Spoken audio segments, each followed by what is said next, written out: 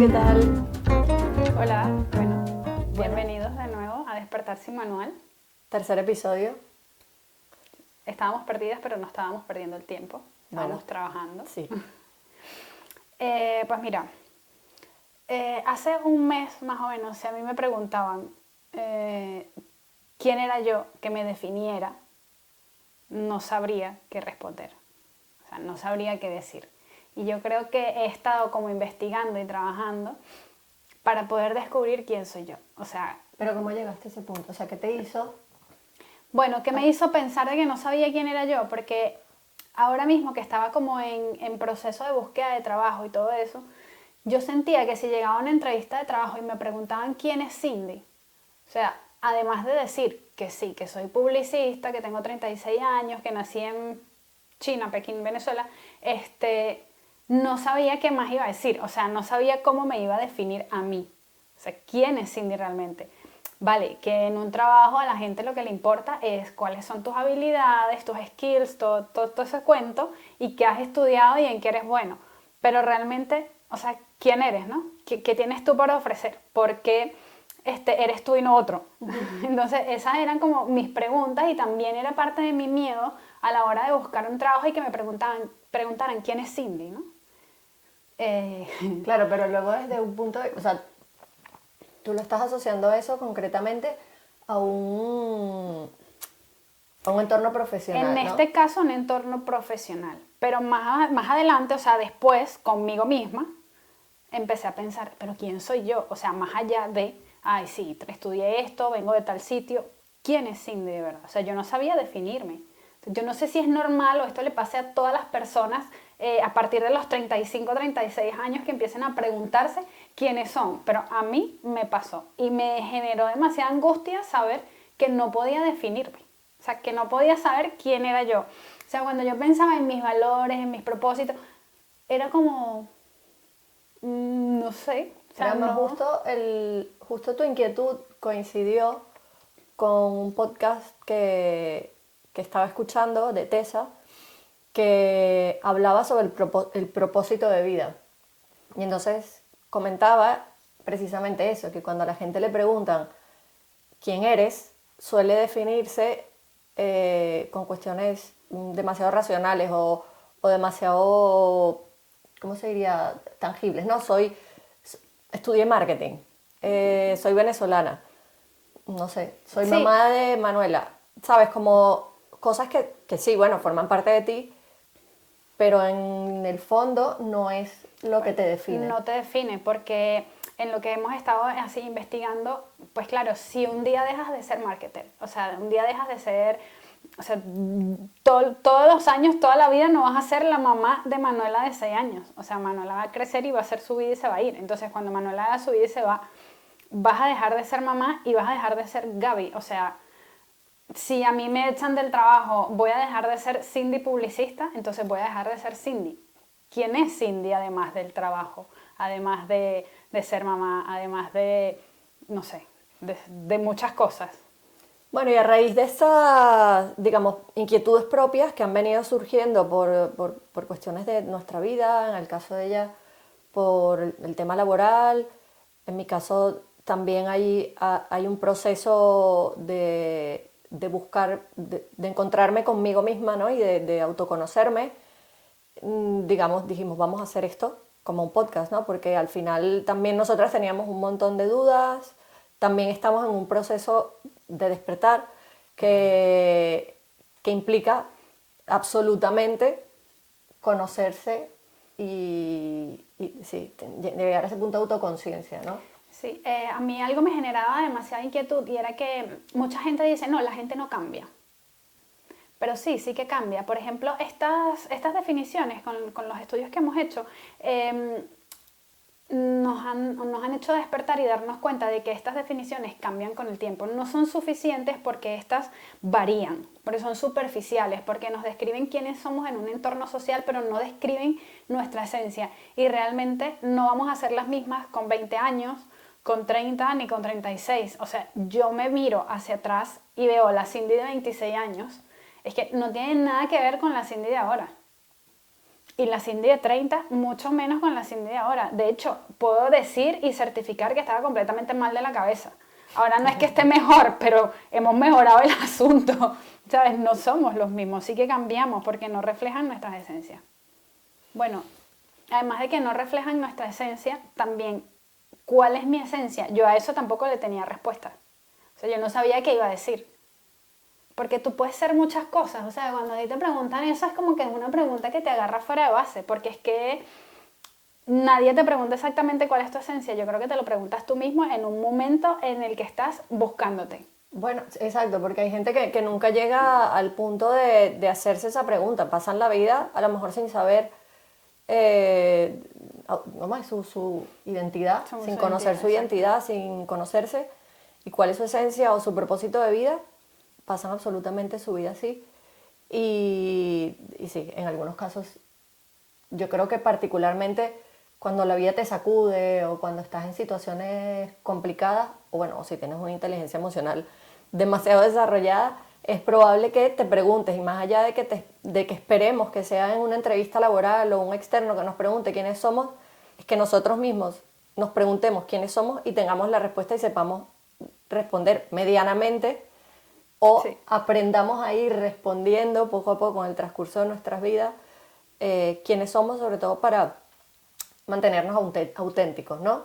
Mantenernos fiel a lo que somos y, bueno, y aprender a vivir con mayor satisfacción. Sí, con uno mismo. Yo creo que, o sea, yo siento que yo hace muy poquito, meditando, descubrí cuándo dejé de serme fiel a mí misma. O sea, yo era tan fiel a mí misma, o sea, que podía pasar, o sea, no por encima de la gente y abusar, sino que podía pasar, por ejemplo, por encima de la autoridad de mi mamá.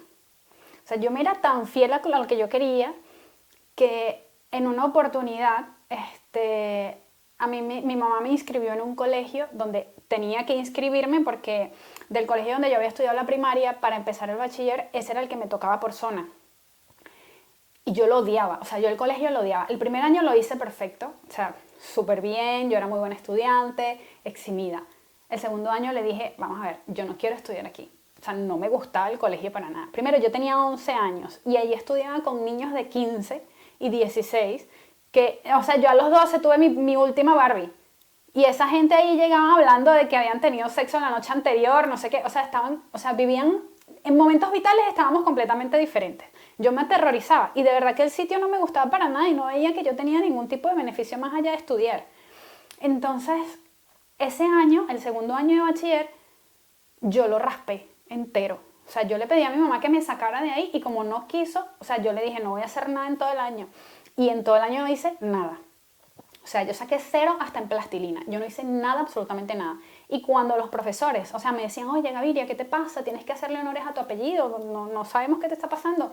Es que no voy a pasar ninguna materia. Todavía me dieron la oportunidad de reparar todas las materias que había raspado y yo me iba en zapatos deportivos para que no me dejaran entrar. O sea, mi único objetivo era que me echaran de ese colegio o que mi mamá me sacara, que no hubiera alternativa. Tenía que repetir el año y me dijo, ¿sabes qué? Lo vas a repetir ahí mismo. O sea, yo me quería como morir. Pero había un colegio que a mí me gustaba mucho. Entonces yo decía, pero ¿por qué mi mamá no ve el beneficio de este colegio? Es que ya yo lo tenía en mi plan de vida, yo lo tenía metido. ¿Por qué? Porque era un colegio donde estudiaba, es verdad, de 7 de la mañana a 6 de la tarde. Tenía comedor gratuito. El colegio era gratuito. Me daban los útiles. O sea, a mí no me iba a faltar ni un lápiz. No, mi mamá no tenía que comprar nada. Tenía biblioteca virtual. O sea, y de allí de ese colegio salía a otro colegio a terminar el bachiller, donde hacía un año más y me preparaban para salir al campo laboral. Y era lo que yo quería. Además, yo tenía entre ceja y ceja una empresa. O sea, era una cosa de que yo estaba muy determinada. O sea, yo era muy fiel a mí. Tenías entonces, tus objetivos los tenía clarísimos. demasiado claros y yo lo que tenía eran 11, 12 años. Entonces le dije a mi hermana, me tienes que sacar del colegio, me tienes que ayudar a salir del colegio. Y mi hermana, que es súper creativa, así una artista, me dijo, pues ya yo sé cómo lo vamos a hacer. Ella me sacó del liceo, donde estaba, y luego para meterme en el otro, la única forma de que entraras en ese colegio tenías que vivir en esa zona o que tu representante legal trabajara en esa zona. Y mi hermana trabajaba en esa zona, pero no era mi representante legal. A mi hermana se le ocurrió una brillante idea que fue, matar a mi mamá. No la matamos. O sea, Sí, fuimos, suena raro. fuimos al colegio y ella dijo, bueno, mi mamá se murió en la vaguada de La Guaira, y nos quedamos nosotras solas, yo soy su representante legal, yo trabajo en la zona y yo tengo que estar pendiente de ella, pero claro, yo no puedo salir de mi trabajo para estar al pendiente de mi hermana, entonces por eso me conviene este colegio, bueno, la gente es súper conmovida, ojalá no vayan a escuchar esto. Súper conmovida, me inscribieron en el colegio, no me pusieron como repitiente, sino que hice mi año normal.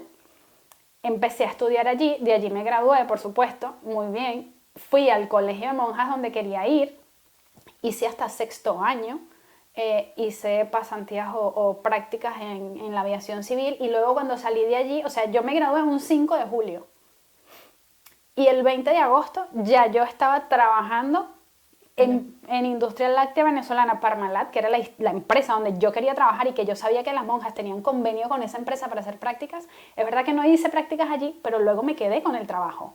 O sea, yo fui con 15 compañeros más a esa entrevista y yo sabía, o sea, el día que yo me vestí para ir a esa entrevista, yo sabía que ese trabajo iba a ser mío. Que el trabajo era mío, o sea, y que yo iba a trabajar allí. Y allí hice mi carrera como publicista, estuve 5 años. Entonces, ¿era fiel a mí? Pues completamente. O sea, fiel no, lo siguiente. Yo era súper fiel a lo que yo tenía, planificado, a lo que yo tenía escrito, a lo que yo quería hacer. ¿Y cuándo dejé de serlo? Hace muy poco me di cuenta cuando dejé de ser fiel a mí misma. Porque de hecho, incluso estando en esa empresa, cuando yo vi que ya no había como más escalones para mí, que más escalar, yo dije, me tengo que ir, porque yo esto no lo quiero. O sea, yo no quiero ser como un computador viejo, ¿sabes? Que se queda ahí haciendo toda la vida exactamente lo mismo. No, yo quería más, tenía mucha ambición. En la siguiente empresa no me fue tan bien, fue una locura, pero tampoco me conformé con eso, no me quedé allí. A raíz bueno, de que cuando comenzamos a investigar para hacer el podcast, bueno, comenzamos cada una a leer, investigar por su cuenta. Y justamente coincido que me estoy leyendo un libro de Eckhart Tolle que habla sobre el poder de la hora, ¿vale? Y en una de sus partes comenta que la mente está configurada para, o sea, para entender el pasado y el futuro, pero no está configurada para entender el presente, ¿no? Entonces, relacionado con esto de la identidad y el conocerse y tal, hay una... ¿Qué pasa? Que nos solemos identificar con experiencias pasadas o identificarnos con nuestras expectativas del futuro. Cuando eso se rompe o cuando nuestra identidad deja de estar asociada con el pasado o con el futuro, sentimos que perdemos parte de lo que somos. Cuando en realidad no es así. Nuestra identidad está asociada realmente con el presente, porque el pasado es lo que fuimos, el futuro es lo que seremos, pero lo que somos está en el presente y la mente, digamos que no está configurada para entender eso. Entonces, parte del proceso de autoconocerse está muy asociado con vivir en el presente, ¿no? Y no aferrarte al pasado. No significa que nuestro pasado no forme parte de lo que somos, pero no nos determina, ni nuestras expectativas del futuro tampoco nos determinan nuestra identidad. Entonces, bueno, me pareció interesante digamos, el enfoque, porque la mayoría de las personas solemos vivir aferradas a la nostalgia y la tristeza del pasado o a la ansiedad y la incertidumbre del futuro, ¿no? Y cuando rompemos con eso sentimos que se rompe como lo que somos, como parte de nuestra identidad y realmente no es así. Bueno, yo era tan cuadrada que yo tenía como toda mi vida planificada. Así como planifiqué mi bachiller y todo aquello, yo decía, según mis cuentas y mis números, entre mis 26 y mis 28 años ya yo tenía mi apartamento, mi coche y algunos ahorros. O sea, y cuando todo esto se derrumba, porque en lugar de seguir mi orden, tuve que salir de Venezuela y mi vida, mis 26 años, mis tantos, se tuvieron que meter en una pequeña maleta e irme de mi país. O sea, todo lo que yo tenía organizado quedó atrás también. Y yo creo que yo me aferré tanto a esa idea que no me dejó vivir el proceso de asilo como debía haberlo vivido. O sea, lo que hice fue que entré en un bucle de, no sé, de tristeza, de pensamientos rumiativos, pensando en lo que pudo haber sido, en que yo a esta edad no tendría que estar aquí ni haciendo esto, sino que tendría que haber estado, no sé, Claro, emprendiendo. Tenía tan organizada y era tan cuadrada en ese sentido, estaba tan equivocada de la vida, porque las cosas no son así, no sabemos para dónde vamos hasta que no llegamos, que viví, o sea, 10 años, yo creo que de mis 26 a mis 36 hasta ahora, que estoy en el proceso de despertar, viví en una tormenta que yo misma me creé, motivado a emigrar. Bueno, también es verdad que, o sea, asociaste tu identidad a unas A mis expectativas, logros a unas expectativas, tangibles. claro, unas expectativas que tenías del futuro, que bueno, que el futuro es Bueno, que es incierto para todos. incierto y no se puede controlar. Entonces, al no poder cumplir con esas expectativas, sentiste que te rompiste, ¿no? Como que Totalmente. De estabas hecho, destrozada. yo siempre me describo como que mi vida estaba en un envase donde todo estaba perfectamente asentado. Cuando echas un zumo en un envase que se asienta la pulpa, pues yo sentía que yo estaba así. Y que cuando salí de mi casa fue como que batieran ese envase, lo movieran y todo quedara esparcido, como cuando bates las bolas de nieve estas, ¿no? Que mi vida se quedó así, completamente zarandeada, y yo empecé a tener como unas acciones que eran completamente nocivas, pero solo para mí. Es verdad que en el interín pues le hice daño a muchas personas, pero sobre todo me lo hice a mí. O sea, empecé a hacer cosas que yo pienso ahora mismo y digo, brother, estaba loca. A lo mejor no loca, es una descripción mía, pero estaba emocionalmente, estaba muy mal. Estaba completamente mal. Bueno, Y también, súper pero también triste. sentías, o sea, en el futuro, después de que hiciste esas acciones, sentías culpa de lo que habías hecho en el pasado. Sí, yo me culpaba mucho, me culpo mucho todavía, es una cosa que estoy trabajando, pero a mí, por ejemplo, como en mi ADN, o en mi ADN no, en la manera en la que yo era, no estaba intrínseca como la mentira. O sea, el hecho de yo mentir, a mí eso me genera una culpa actualmente. O sea, yo pienso en todas las mentiras que dije como para salvarme de alguna situación, sobre todo del conflicto.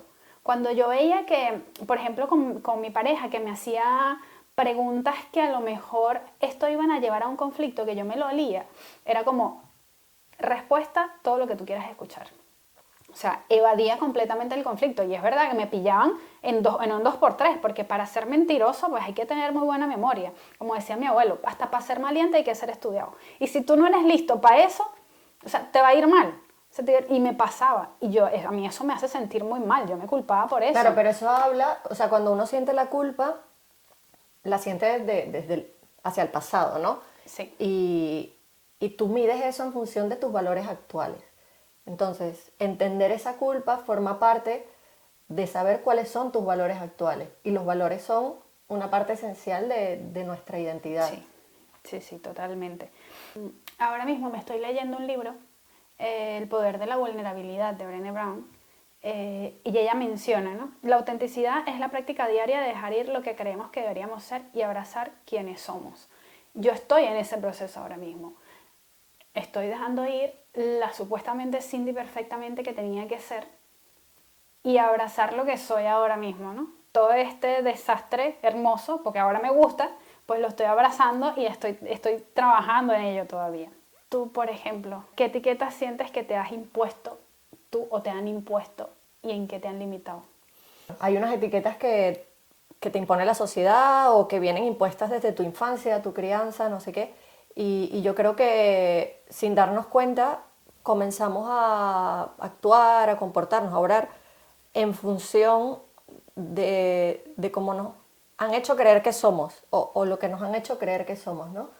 Entonces, por ejemplo, a mí, bueno, todo el mundo me dice siempre, no, que eres muy seria, que la cara de culo, que no sé qué. Y en estos días conversaba con mi mejor amiga y me decía, esa es una percepción que tiene el mundo de ti.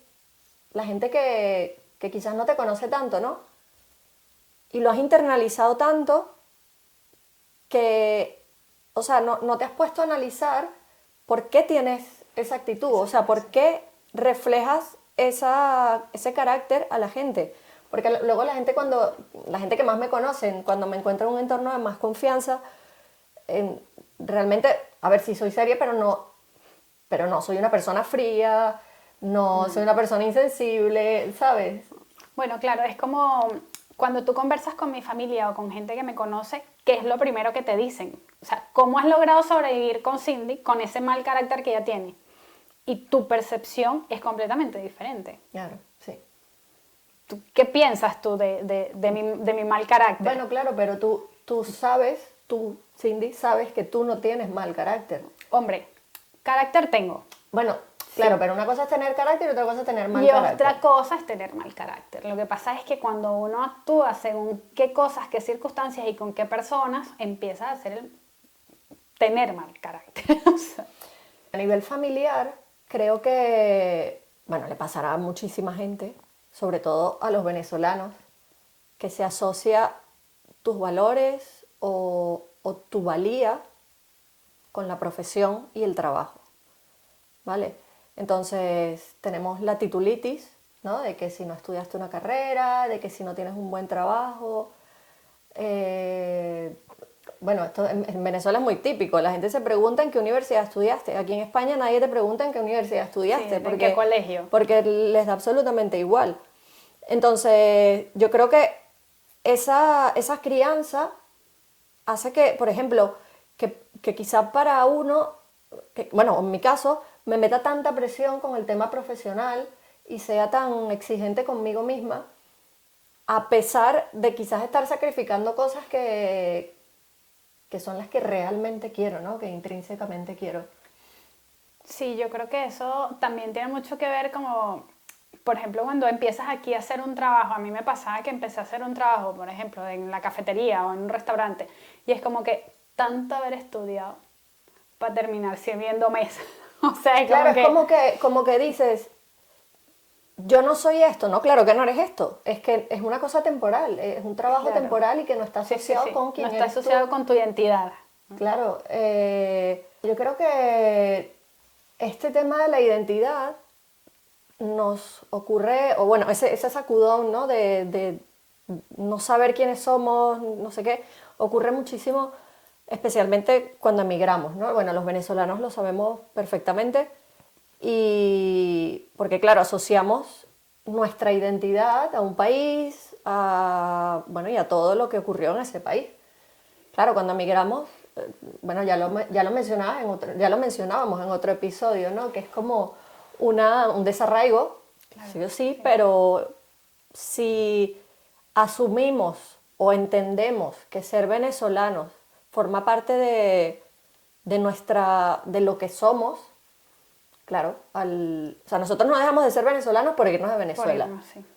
Pero no sé por qué existe esa asociación de que como nos fuimos, se rompe parte de nuestra identidad, ¿no?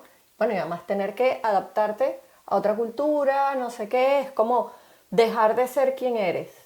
Y realmente no, al final lo que eres se mantiene, va transformándose, pero esto se mantiene a pesar de que hayas cambiado de país, hayas cambiado de trabajo, hayan cambiado tus circunstancias o lo que sea. Ahora que estás mencionando esto de que cuando el venezolano sale de Venezuela siente que se rompe, me hizo recordar cuando yo llegué a España, yo llegué a una casa de acogida y en esa casa de acogida estábamos 40 personas. Llegó a una casa de acogida porque hiciste asilo. Sí, yo llegué aquí haciendo asilo. Entonces, para hacer asilo, bueno, ahora no sé cómo funciona, pero en aquel entonces te daban una casa de acogida, todo lo que necesitabas durante los primeros 6 meses mientras se regularizaba tu situación.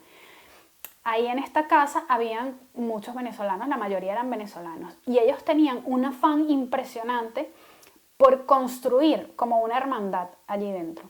Y el hecho de que yo entrara y otro amigo, que no fuésemos igual, de que yo no tenía ganas de hacer ninguna hermandad, pero no porque fuese mala persona, sino porque yo iba a lo que iba. Yo estaba en un proceso de asilo. Yo necesitaba estudiar, trabajar, ir al gimnasio. Yo no quería ser hermano de nadie. Ya yo tengo mis hermanos. Entonces, esta gente llegó a un punto que yo llegué, un día llegamos y dijeron, tenemos una reunión, vamos a hacer una reunión, porque nosotros aquí somos una familia y ustedes están rompiendo con esa familia. Si todos venimos del mismo país, todos tenemos que tratarnos como hermanos. Y yo, pero es que yo no soy hermana tuya. O sea, yo no quiero ser tu familia, además eres chismoso, eres fastidioso, te portas mal, por tu culpa nos cambiaron la comida, es que yo no quiero ser familia tuya. ¿Sabes? Entonces era como, esta gente estaba aterrorizada, estaba impresionada Estabas de que obligada yo a ser solidaria y tenía tal por que ser ser venezolana. parte de ellos por ser venezolana. Bueno, es muy de los venezolanos Y yo, hacer como siempre ir en grupo, ¿no? como en cambote, ¿no? Y Bueno, pero nosotros, a ver, hay una cosa que es que nosotros, o el mundo entero juzga, por ejemplo, a la comunidad china o a la comunidad árabe porque tienen como su gueto, ¿no? Y Sí. no se relacionan sino con su cultura, pero es que los venezolanos somos iguales.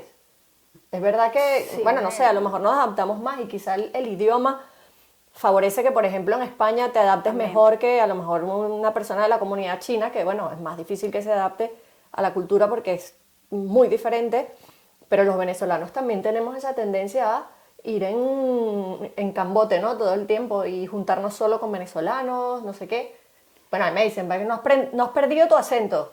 Bueno, claro, está toda mi familia aquí, la gente con la que me Claro, junto, la claro. mayoría son venezolanos, mi pareja es venezolana, o sea que sí, al final es un poco lo mismo. Sí, pero a ver, o sea, es verdad, uno siente que se rompe. Yo sentí que me rompí, o sea, no me voy a romper. En mi vida entera tuve que meterla en una mini maleta, pero yo realmente no tenía ganas de llegar a ser tu amiga, tu compañera, tu brothercita, tu compadre. O sea, no. Bueno, el punto era que no estaba dispuesto, o sea, tus valores estaban por encima De esto. de que somos venezolanos y tenemos que ser amigos. Exacto, sí, no vamos a ser amigos. De hecho, yo me recuerdo que le dije a una de ellas, le dije, es que si yo te hubiese conocido en Venezuela tampoco serías amiga mía. Porque no son mis intereses, no estamos iguales, no somos, no pensamos lo mismo. O sea, yo quiero una cosa, tú quieres otra, no somos amigas. Pero bueno, me odiaron, después me quisieron, pero eso, o sea, mi manera de romperme fue diferente. Yo estaba rota, sí, pero tanto emocionalmente, estaba demasiado triste y era diferente. O sea, yo no vine aquí a hacerme una mini Venezuela, no. Yo sabía a lo que me enfrentaba. Bueno, pero al final te rompiste porque tuviste que desprenderte de, Claro. bueno, de tu esencia, de donde vienes, de tu casa, como todos, y además de paralizar ante la incertidumbre tus expectativas de futuro y tus sueños, Que era lo que más a mí me afectaba. O sea, mi futuro, el que ya yo tenía súper planificado, cuadrado, cronometrado, estaba en veremos, ¿no? En stand-by porque ya estaba en un lugar donde era todo diferente, todo era incierto. Pero fíjate lo que hablábamos. Sientes que perdiste tu identidad porque tu identidad estaba asociada Claro. a una A mis expectativa del expectativas. futuro. Sí.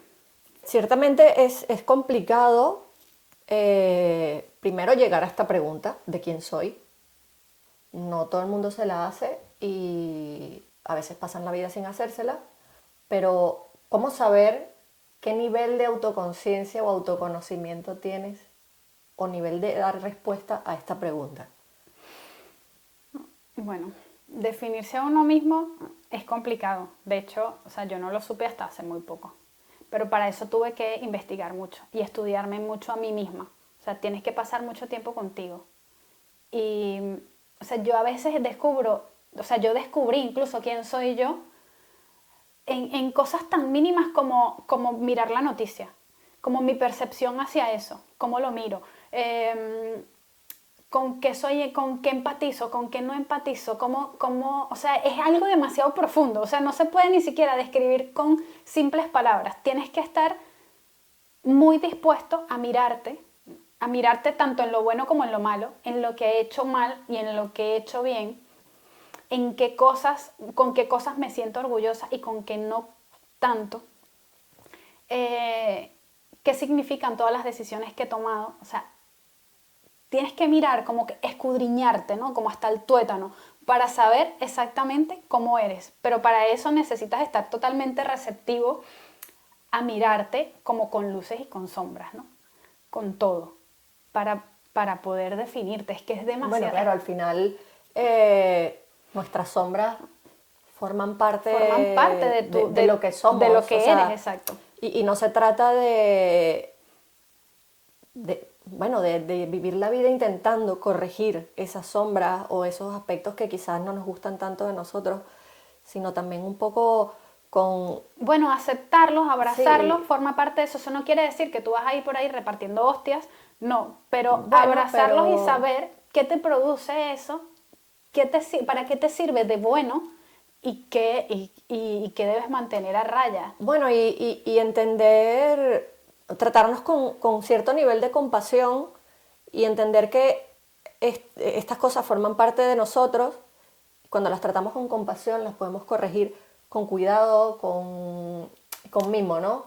Exacto, con mimo, sobre todo con mimo hacia ti misma, porque uno se machaca mucho uno. O sea, es como, ay, eres malhumorada, tienes mala cara, no sé, o sea, no te lo digas feo. O sea, vamos a acomodarlo. ¿Cómo lo hacemos más bonito? ¿Mm? ¿Cómo nos sentimos mejor con eso? Podemos cambiar un poquito la carita, ¿sabes? O sea, pero con mimo hacia uno. Porque yo creo que cuando te mimas y cuando te cuidas primero, o sea, llegas a ese punto de autoconocimiento tan profundo que es como un, no sé, como una eureka. Mira, yo lo voy a llevar al plano del marketing, ¿no? Que es mi área. Y creo que una de las cosas esenciales para autoconocerse es entender cuáles son tus fortalezas, que a veces cuesta muchísimo y sabemos identificar muy bien nuestras debilidades, pero nuestras fortalezas a veces fallamos un poco, ¿no? Pero bueno, intentar entender cuáles son nuestras fortalezas y cuáles son nuestras debilidades. Es un punto, yo creo que con lo que se puede avanzar, ¿no? Y otra cosa que estuve investigando es, y que para mí fue más fácil de identificar, porque a mí me cuesta mucho ponerle nombre a las emociones, pero sí que podía identificar o dar respuesta a la pregunta de qué me hace feliz o qué me hace sentir plena, ¿no? Entonces me encontraba con que muchas de las cosas que me hacen sentir plena tienen que ver con los procesos creativos, ¿no? Sentirme creativa, escribir, hacer algo nuevo, pintar. Este tipo de cosas estaban muy asociadas, lo que quiere decir que en la medida en que yo practique actividades creativas, me voy a sentir más plena y más conectada con mi propia identidad. Luego creo que hay otra parte que tiene que ver quizás con los valores, Sí. ¿no? ¿Cuáles son? ¿Cuáles son tus valores y si vives acorde con ellos? Pero eso también es complicado descubrir cuáles son tus valores. Bueno, yo creo que si vamos dando respuesta a estas preguntas más concretas de qué me gusta hacer, qué disfruto, qué me hace feliz, cuáles son mis valores, mis fortalezas, mis debilidades, es mucho más sencillo ir armando, dando respuesta a la pregunta de quién soy. Sí, claro, porque la pregunta quién soy es como súper amplia Sí, y es súper como difícil cuando de haces un responder. mapa mental, por lo general empiezas por lo más pequeño, lo de adentro, ¿no? Como el concepto fundamental y luego vas desgranando. Cuando te identificas, cuando buscas quién eres, empiezas como desde afuera, de todas las características hasta llegar a un concepto profundo. Más o menos es así el hecho de descubrirse, ¿no? Bueno, además de que quién soy no es una sola cosa, ¿no? Son muchas cosas, sí. Es un cúmulo de elementos y conceptos que al final conforman eso y que además van variando con el tiempo. Claro, van variando con el tiempo porque como mencionamos antes, vas cambiando. No eres la misma de los 20, de los 30 y no vas a ser la misma a los 50 ni a los 60. Yo, por ejemplo, de las cosas que me reía cuando tenía 20 años, no me río ahora mismo. No son siempre las mismas. O sea, no es lo mismo que me causa gracia. A lo mejor antes era un poco inconsciente también y ruda o qué sé yo. Y ahora mismo, pues, soy un poco más consciente de las cosas que hago y que digo. Yo creo que bueno, hay un par de síntomas que creo que son básicos para saber, digamos, o para determinar que a lo mejor no tienes un autoconocimiento pleno de ti o es cuando te sientes sin rumbo, cuando sientes que no estás, que simplemente vas como Así me sentía yo. Vas con la inercia, pero realmente no sabes a dónde vas ni a dónde quieres ir, Así ¿no? me sentía yo cuando estaba, de hecho, en la casa de acogida. Dios mío, yo me sentía como, no sabía qué pasaba, qué iba a pasar cada día. Aunque tenía muchas cosas programadas, porque me habían metido en clases de inglés, me habían metido al gimnasio para que me sintiera ocupada, yo me sentía como un barco a la deriva, sin rumbo. No sabía cuándo iba a tocar tierra. Yo sabía que en 6 meses iba a tener papeles para poder trabajar, pero no sabía más nada. Y eso fue lo que me llevó como a tomar decisiones desacertadas completamente. Empecé, por ejemplo, a conocer a una persona que no era para nada compatible conmigo, además de llenarme de problemas, de meterme en problemas a raíz de esta relación, una relación que ni siquiera me hacía falta porque, a ver, amiga, te estás llegando, asiéntate. Pero es que yo lo pienso y digo, es que estaba completamente despersonalizada. Era eso, era como un barco a la deriva, así, totalmente. O sea, era un desastre. Además del autoconocerse, saber de dónde vengo, en dónde estoy y a dónde ¿Y a quiero dónde ir, quiero ir? que es una pregunta que nos ayuda a autoconocernos. Hay otra pregunta importante, es decir, si las decisiones que tomo están fundamentadas en cosas que yo quiero realmente o suelo tomar decisiones pensando en los demás, para satisfacer a los demás. Y eso es algo que repetimos mucho o que yo bueno, en mi experiencia de mi vida también he tomado decisiones para satisfacer a otras personas y es allí donde yo digo, aquí empecé a serme infiel, a tomar decisiones para satisfacer a otros y no para mi propio bienestar, ¿no? Y es muy fácil caer en eso, sobre todo porque le tienes miedo al juicio, le tienes miedo al conflicto, le tienes miedo a decepcionar a la familia o a otras personas. Lo digo por experiencia propia. O sea, yo tomaba decisiones porque de cara a mi familia o a mi mamá o quien sea, eran mejor o estaba bien o evitaba conflictos y realmente no me sentía a gusto con eso. En estos días, bueno, publiqué justamente una cosa que hablaba sobre eso, pasa mucho con los padres, ¿no? De que muchas veces las decisiones que tomamos para satisfacer a nuestros padres, o para, ¿cómo era la palabra? Para ser leales con Ser nuestros leales. padres, hace que seamos desleales con nosotros mismos. Yo me acuerdo cuando salí del armario,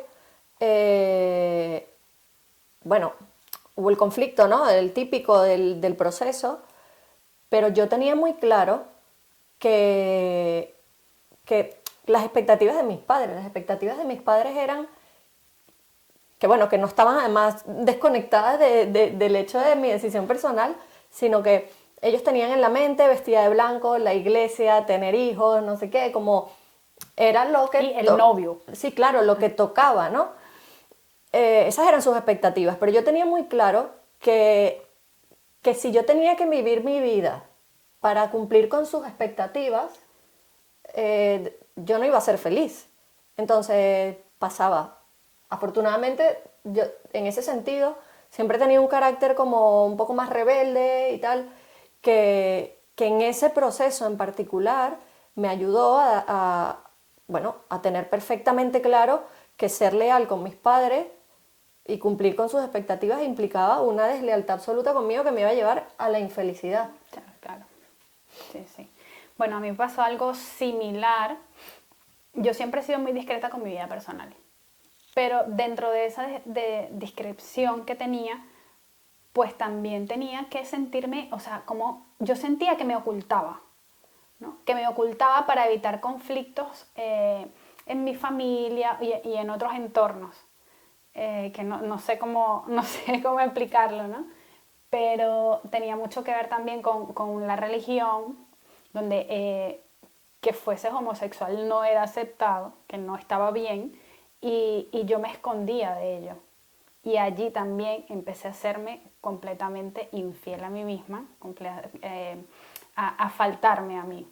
Porque lo ideal era que yo hubiese dicho, yo soy así y me voy. Y gústale a quien le guste. Gústele a quien le guste. Pero yo no, yo me lo callé y me quedé allí por evitar conflictos o malos momentos, o sea, y me lo cargaba todo a mí misma, o sea, me lo cargaba todo yo, porque ¿quién más iba a cargar con ese peso, no? Si no era yo. Y fíjate que yo me he dado cuenta que en los procesos, sobre todo bueno, de personas que tienen diversidad de género, diversidad sexual y tal, una de las cosas más complicadas es la autoaceptación, ¿no? Porque, ¿qué pasa? Que cuando tú descubres que tienes gustos diferentes a los regulares, ¿no? A lo que la gente espera, tú mismo te sientes mal. A la mayoría, bueno, a mí me pasó que mi primer proceso fue darme cuenta y decir, mierda, esto está mal. Está mal, Lo sí. que soy no puede ser, ¿no? Y entonces entras como en una lucha contigo mismo que si además tienes que llevarla en paralelo con una lucha con la aceptación de tu familia, de tu entorno, se vuelve terrible, Se terrible. vuelve terrible. A mí me pasó que, claro, cuando yo me doy cuenta que soy como soy, que soy homosexual, eso no lo podía decir. O sea, yo pertenecía a una religión que eso no era aceptado. Pero también había leído que muchas personas que estaban pasando por mi situación habían logrado como acomodarse, como reformarse, tener una familia, casarse, tener hijos y Curarse. yo curarse. Entonces yo dije, ah, bueno, pero si esta gente pudo, yo también. Entonces me eché un noviecito de la iglesia. Claro, tenía un novio, pero yo veía que eso no caminaba, o sea, a mí ese muchacho no me gustaba y yo me aferré a esa relación. Te puedo decir que eso empecé como a los 15 años y podría haber durado 5. Pero es que no había manera que ese niño a mí me gustara de ningún, o sea, a mí me gustan todas las mujeres, pero ese niño a mí no me gustaba, o sea, no había una manera que yo dijera, me enamoré y me voy a casar, no pasaba, yo dije, no me curé, A mí me pasó, no me curé y no me curé. sí, no me curé y dije, ¿sabes qué?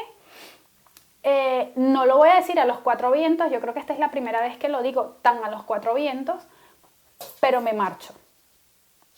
A lo mejor no voy a ser merecedora de una vida en el futuro, eterna, Sí, en el paraíso. en el paraíso, no lo voy a hacer, pero si yo quiero vivir una vida, y es la única que voy a vivir, va a ser esta y la voy a vivir a mi manera, a la manera que yo quiero. Bueno, de momento, Entonces ahí volvemos al presente, ¿no? volví a ser un poco fiel a mí cuando tomé esa decisión, pero les puedo decir que han pasado 20 años, una cosa así, para que yo tomara una decisión como esa. Esto va muy, muy de la mano pues, con lo que estábamos conversando antes, que cómo te defines. Bueno, primero tienes que empezar a definir tus valores, ¿no? Que te pueden ayudar a guiar como los límites entre tú y esas otras personas, ¿no? Hasta dónde pueden llegar contigo y hasta dónde llegas tú contigo mismo también, porque casi siempre los límites te los pones tú mismo a ti. A lo mejor la persona o tu mamá, tu papá, no sé qué, no te ha dicho nada, pero tú mismo te encierras y te cercas pensando qué es lo que puede pasar y entonces si pasa esto va a ser por mi culpa, entonces tú mismo como que te encierras en una jaula porque a lo mejor nadie se acercaba a decirte si haces esto va a estar mal. Como que definir tus valores para que puedas establecer límites con otras personas. Bueno, pero esto tiene que ver mucho con como desde tu infancia, ¿no? De cómo has sido criado, de los apegos que has tenido, de si tus padres han estado implicados en tu vida o has tenido una relación conflictiva con tus padres, al final, digamos, se va configurando. Bueno, se va configurando tu personalidad también. Bueno, pero más que tu personalidad, es tu capacidad de ser fiel a lo que eres realmente. O sea, puedes decir, tuve unos padres que no eran cariñosos conmigo, que no eran afectivos, no me demostraban su amor, pero eso realmente me determina. Bueno, eso forma parte y puedo aprender de ello.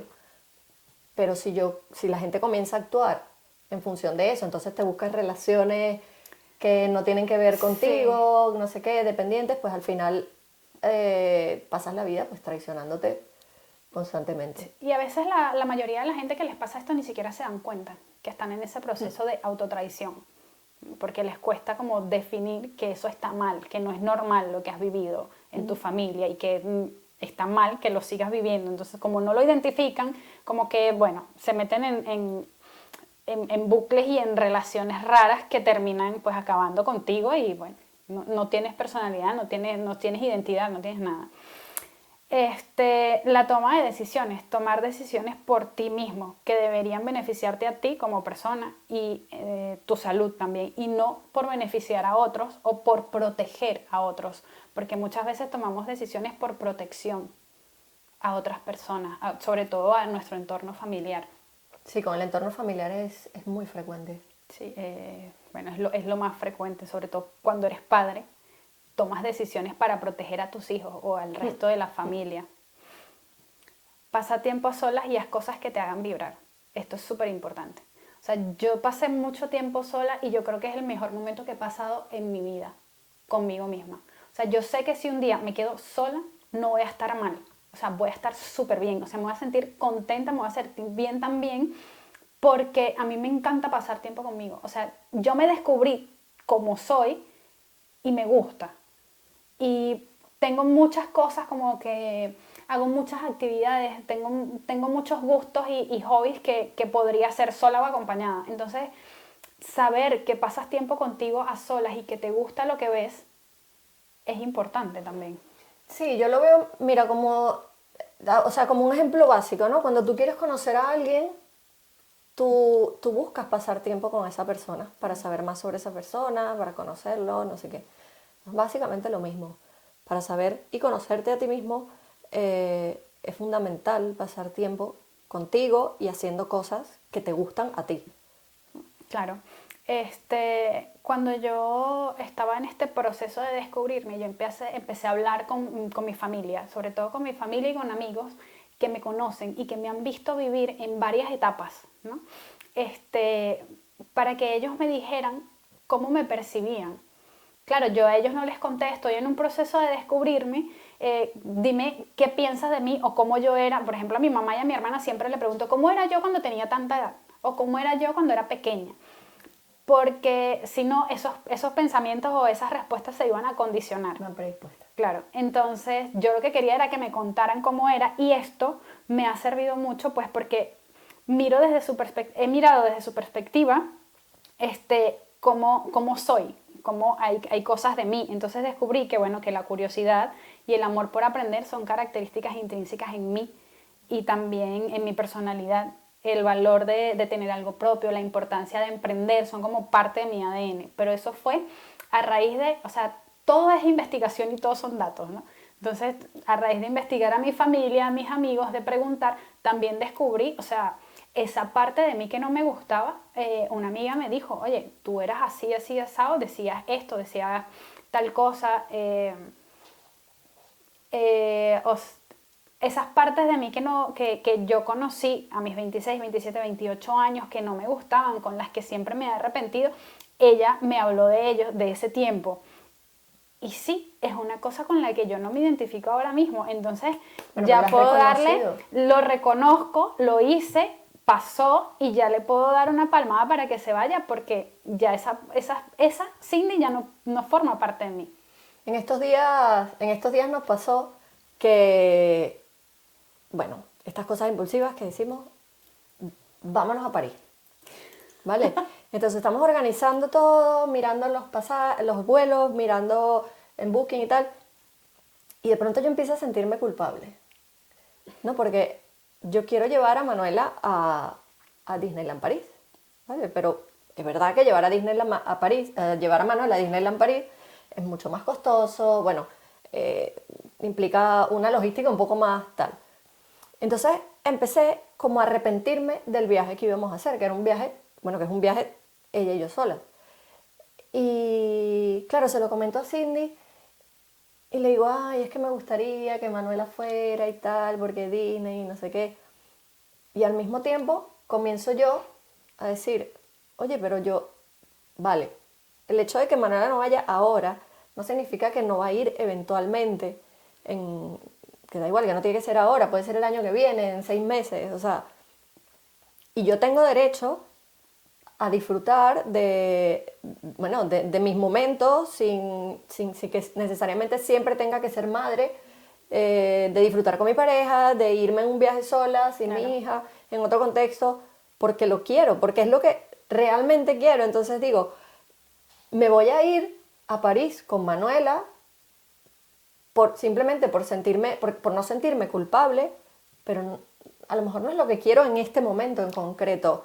Eso no me hace ser mala persona, simplemente me hace ser leal a mí misma, ¿no? Y a lo que hoy, ahora, en este momento, quiero. Claro, y es importante que, claro, él se dio cuenta ahora, y Manuela ahora está pequeña, lo que quiere decir que más adelante tus decisiones también van a ser tomadas desde tu lealtad a ti, ¿no? Sin sentir que la estás perjudicando a ella. Y eso Bueno, está y también súper bien. tiene que ver mucho con mirando atrás, ¿no? Mi historia familiar, donde yo veía que mis padres eran muy sacrificados por los demás. Bueno, en retrospectiva, vivían su vida para trabajar, por su vocación como médicos, para sus hijas, o sea, para mi hermana y para mí, y siempre estaban ayudando a los demás constantemente. Y es una cosa que todo el mundo recuerda. Bueno, todas las personas que se relacionaron con ellos los recuerdan como personas que ayudaban mucho a los demás. Pero no fueron felices. No fueron felices porque nunca estuvieron pendientes de hacerse feliz a ellos mismos, de atenderse a ellos mismos. Vivían todo el tiempo rescatando, ¿no? Rescatando a la gente, cumpliendo como profesional, cumpliendo como padre. Cuando ya la profesión no era una cosa indispensable en su vida, cuando mi hermana y yo nos hicimos mayores y ya no dependíamos de ellos, era como esa sensación de que estaban vacíos. Sí, ¿no? se De quedaron no, sin... sin nada. Sí. ¿Y ahora qué somos? Claro, y bueno, a lo mejor ya estaban muy mayor. No, yo creo que no, yo creo que nunca se está muy mayor para entrar en ese proceso de autoconocimiento, pero sí que hay que tener la voluntad de entrar en ese proceso de descubrimiento y desprendernos de muchas ideas, muchos conceptos, muchas cosas y decir, vale, estoy dispuesto ahora a conocerme, a conectar con lo que soy, con lo que quiero y con mi propia identidad. Sí, que bueno, que nunca es tarde, que no es tarde nunca para saber quién eres, para investigarte a ti mismo. Porque a mí me pasaba que, o sea, si a los 26 años yo no estaba hecha, yo decía, vamos, me di cuenta que he perdido 10 años de mi vida mirando hacia atrás. Que no hice nada, bueno, sí que hice, pero no hice nada conscientemente, ¿no? Como mirando el presente, sino que todo era hacia atrás. Ay, en este momento hubiese estado tal, en este espacio hubiese estado tal, hubiese hecho esto, si Maduro no hubiese llegado, si Chávez no hubiese llegado, entonces hubiese pasado tal cosa. Vivía en el que hubiese pasado y mi presente todo, o sea, lo llevé fatal. Fatal, fatal, que me perdí a mí misma. Entonces, relacionado con el tema del despertar, creemos que uno de los elementos claves al final es el autoconocimiento y descubrirse a uno mismo, ¿no? Descubrir quiénes somos realmente forma parte de ese despertar, un despertar en el que estamos también en proceso Sí, y es que un nos proceso gusta compartir todavía. con ustedes porque, bueno, creo que quizás es uno de los primeros pasos cuando dices, oye, parte de mi descontento con mi vida o mi insatisfacción tiene que ver con que no estoy conectado con lo que soy. Claro, fíjate que cuando yo empecé a buscar ayuda para saber qué me estaba pasando, yo siempre buscaba la ayuda orientada a las parejas, ¿no? Como que yo conversaba con una terapeuta en aquel entonces y ella me decía, o sea, es que Cindy, no se trata de tu pareja o de fulano de princesa, o sea, se trata de ti. Te tienes que recuperar a ti misma, tienes que volver a ti. Ella llamaba mucho como volver a ti, como conocerte, como llamar a tu diosa interior. O sea, tienes que conectar contigo nuevamente. Y era totalmente cierto, pero de esto ha pasado por lo menos 5 o 6 años desde que yo me vi con esa terapeuta. Y ahora me cayó la locha. Era verdad, o sea, tenía que conectar conmigo. O sea, mi problema no eran estas personas, mi problema era yo. Yo era mi problema, realmente. Claro, bueno, y para conectar con uno hay que llegar a ese punto de estar en el ahora, ¿no?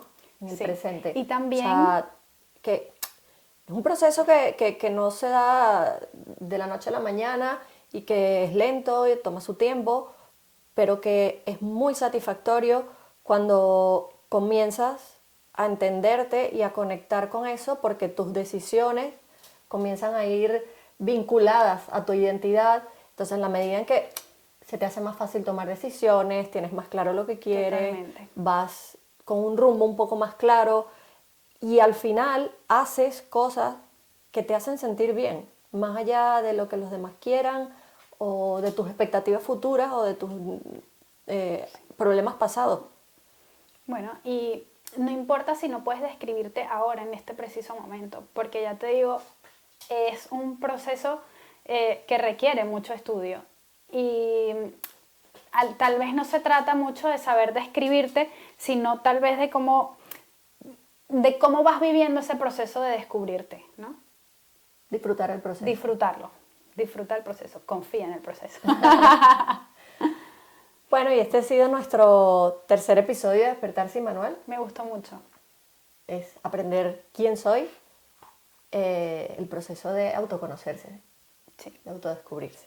Bueno, muchas gracias por escucharnos, vernos, lo que sea. No se olviden de seguirnos en Spotify, en YouTube, en Instagram. Darnos like por allí para... Compartir con sus amigos, que todavía tenemos Sí. como 4 seguidores, queremos más.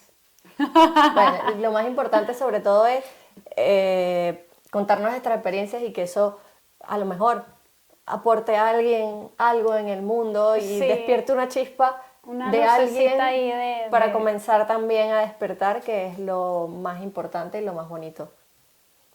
Bueno, gracias. Adiós. Adiós.